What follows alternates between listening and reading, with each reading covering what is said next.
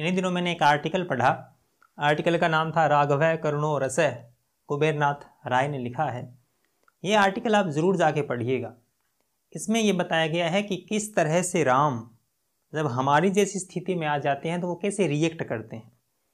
मैं हमेशा से सोचता हूँ, क्योंकि जो राम के जीवन में स्थितियाँ आई, जो परिस्थितियाँ बनी, ऐसी भी हम महसूस करते हैं, हम इर्द गिर्द महसूस करते हैं।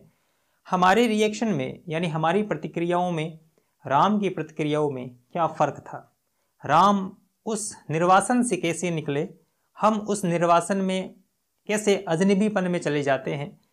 बहुत ही सुंदर तरीके से इस आर्टिकल में राम के उस व्यक्तित्व का बहुत ही बारीकी से परीक्षण किया गया है।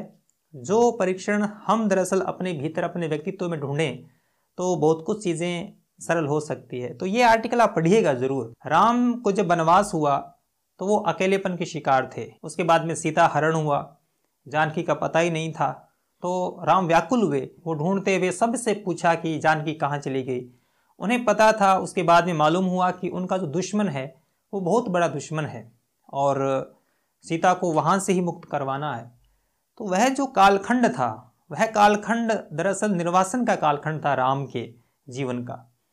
उसमें राम ने कैसे रिएक्ट किया और उसके बाद में खुद को उस निर्वासन से कैसे निकाला, ये जो बात है, यह बात इस आर्टिकल में बहुत ही सुंदर तरीके से कही गई है और बहुत ही मानवीय ढंग से राम ने उसको उस स्थिति को जिया है।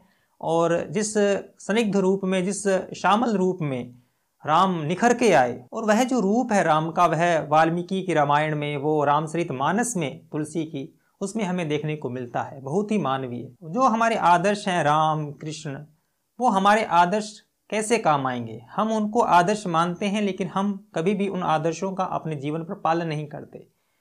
कोई भी स्थिति हमारे जीवन में सुख की हो चाहे दुख की हो, अगर हम इतना विचार कर लें कि हमारी जगह अगर राम होते, कृष्ण होते, तो वो कैसी प्रतिक्रिया करते। हम अगर गहरे दुख में हैं और हम एक बार विचार कर लें कि इस दुख में अगर राम होते तो राम का व्यक्तित्व किस तरह से रिएक्ट करता।